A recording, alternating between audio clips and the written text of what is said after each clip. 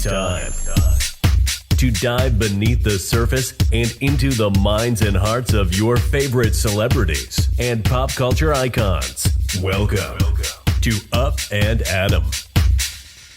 Hey guys, what's up? You're watching Up and Adam. My name's Adam Knoll. And for those of you who don't know me, I'm the guy bringing you guys all the weekly interviews and recaps from your favorite celebrities and pop culture influencers.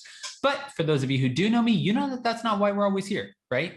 Guys, if you haven't already, go ahead, smash that like button, subscribe to my channel, and hit that notification bell because, well, you don't want to miss anything we have coming up. And with that, let's jump right in. Okay, guys, so we're back to talk about Erika Girardi from the Real Housewives of Beverly Hills, and apparently a former employee of Tom Girardi, Kimberly Archie, who was featured on the documentary The Housewife and the Hustler. She was next to the Rui Gomez family. She is now speaking out about some of the scenes that have been pretty tough to watch on the Real Housewives. Now, we've seen Erika and we know the whole story is unfolding. Whether it's true or not true, we still have to wait to play that out or wait until that plays out. We can give all the opinions that we want, but unfortunately, I know that we want to be quick to crucify or convict. We have to wait until the court of law makes their decision. Are you guilty of these acts or are you not guilty? So we're waiting until that gavel pounds and we hear the final verdict regarding all of the situations that have anything to do with the Girardi and hashtag Girardi fraud.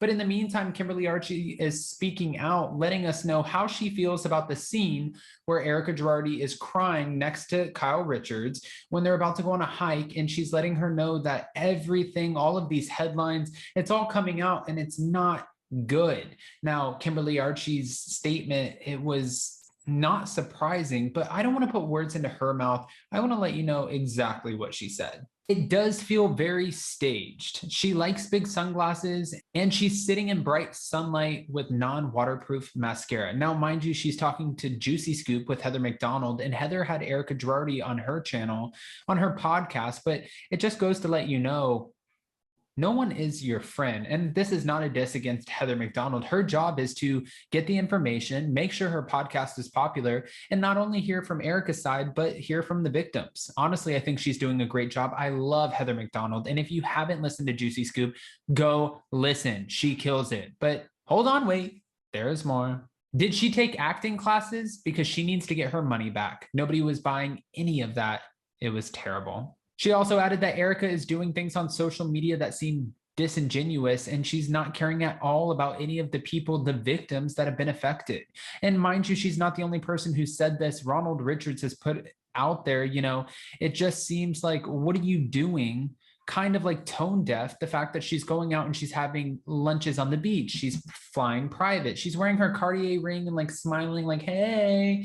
And at the end of the day, everyone wants to know, what do you think about the victims? Not one statement has been put out there, but we don't know if that's an Erika Girardi thing or if it's her defense team. However, I have read some of the comments from the fans, and they've even said, well, like Jen Shaw and yourself, some of these people, some of the housewives who are undergoing legal woes, it's like your defense team has said stay off of social media and also don't continue to film. You decided to do that, so you still have some sort of input.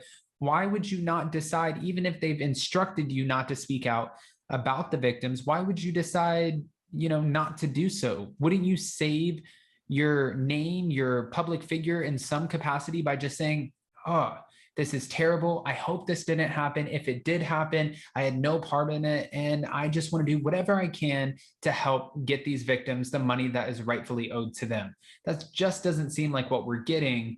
And that's where the problem lies. But again, wait, there's more.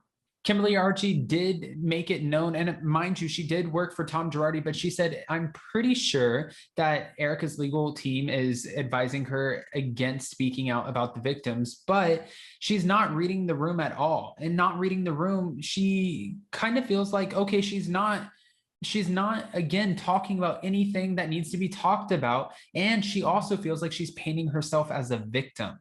That's one thing I want to ask you guys before we continue to move on in this video. Do you feel like Erika Girardi is more focused on herself, painting herself as a victim, as opposed to the actual victims themselves? Mind you, while Erika Girardi might be losing a few Birkins, her wealth, the jewelry, the 189,000 Cartier ring, and flying on a private jet, There are people out there who were left as widows and orphans, and also the Ruy Gomez family with their son whose body suffered 90% burns. There's so much as far as medical attention that he needs still to this day. And the $11 million is not for him to go off and live like he's a rock star. It's for him to be able to take care of himself and survive for the rest of his life. Is that the point? I mean, I feel like we're missing that here. This is for him to survive. $11 million, while it might sound like a hell of a lot of money, think about, he lost his woman, he lost, his appearance, his physical appearance. He's suffered so many, I can go on for days. That $11 million, who gives a shit? Honestly, it doesn't make up for any of that. It really doesn't. If you asked me, can I burn 90% of your body and then give you $11 million and then maybe that'll make you feel better and you'll be a millionaire? I'd be like, absolutely not. I'm happy the way I am. If I want to make that sort of money, I will do my best. And if I can't, I can't. But if I can, I can. But I'm not going to sacrifice my body, my well-being in order to do so. Being a millionaire, you can keep that. You know what I want? I want me and how I was brought into this world. I feel like that's what we're missing here. But again, she said more. You would probably try to pick something different if you were acknowledging other victims, because you'd realize how ridiculous you look standing up next to Joseph Ruy Gomez, his body has suffered over 90% burns. Who gave you the narrative? Because it's wild and it doesn't make any sense. However, one thing that's really important is that even though Kimberly Archie is willing to go after Erika and say all of these things, she's also kind of defending some of the things that Erika has said when it comes to Tom Girardi and this mental diagnosis. She made it known that she has noticed over quite some time that she felt like Tom Girardi was suffering short-term memory loss. She said that sometimes he would repeat the same questions, and she started to notice that. So it gives a little bit of credibility to the story that Erika's telling when she said, at one point I was telling him, like, babe, you're not there. Your eyesight's not there. No, I'm fine. No, you're not.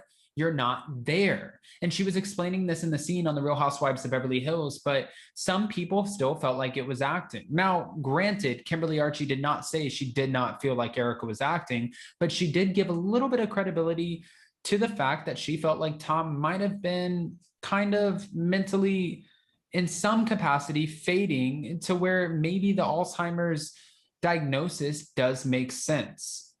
Oh, this is a lot, but it keeps going.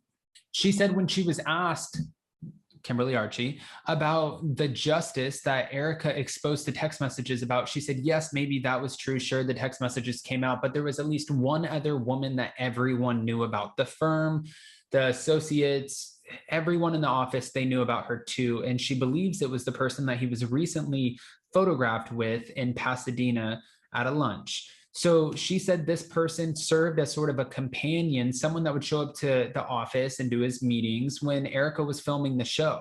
It seemed like everybody knew what was going on, and Erika even knew, but what was Erika going to say? It sort of gives merit to some of the things that Erika's saying, even though right now we're all watching as viewers and saying, we feel like we're getting whiplash. This is a bad game of ping pong where you're throwing so much information at once because you withheld so much information so long in order to protect your image, yourself, your husband, and your marriage. Now, mind you, she is confirming two things here that are really important. One, she feels like there was a point in time that Tom Girardi came off like he was mentally not the most stable. And two, that these infidelities most likely did occur. However, I want to know what you guys think. Are you buying everything that's being said? Or do you feel like there's a lot more to the story and we need to wait as it plays out? Andy Cohen teased that the rest of the Real Housewives of Beverly Hills is going to unfold before our very eyes, and it's going to be a lot to digest. But in my eyes, I don't know how much worse can this get. You guys know what to do. If you haven't already, go ahead, comment below. And before you go, don't forget to smash that like button, subscribe to my channel, and hit that notification bell because, well, you don't want to miss anything we have coming up. And with that, we'll see you next time. Bye, guys. Sorry I'm losing my voice. Bye, guys. Check us out every Monday and Wednesday. Thanks for watching Up and Adam.